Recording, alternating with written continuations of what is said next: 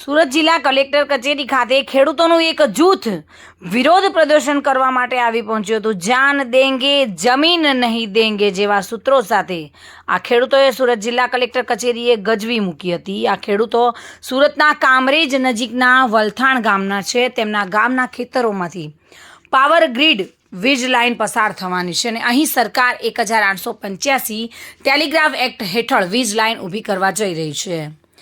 ત્યારે સરકાર માટે ખેડૂતોની જમીન સંપાદનમાં લઈ રહી છે, તેની સામે ખેડૂતોનો વિરોધ છે। ખેડૂતો આજે સવારે રેલી સ્વરૂપે સુરત જિલ્લા કલેક્ટર કચેરી ખાતે રજૂઆત માટે પહોંચ્યા હતા। જિલ્લાના 5 તાલુકાના અસરગ્રસ્ત ખેડૂતો મોટી સંખ્યામાં આ રેલી વિરોધ પ્રદર્શનમાં જોડાયા હતા।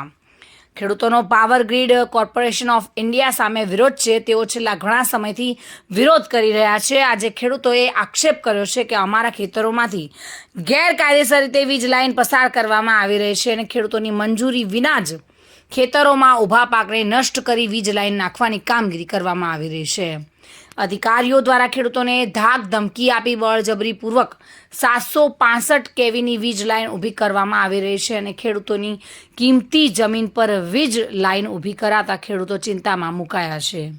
ખેડૂતોને આજે સુરત જિલ્લા કલેક્ટરે આવેદનપત્ર આપી જમીન સંપાદનના કાયદાનું પાલન કરી નિયમ મુજબ વીજ લાઇન નંખાય તેવી માંગણી કરી છે। સુનિલ ગાંજાવાલા સાથે bureau report, today Gujarati news.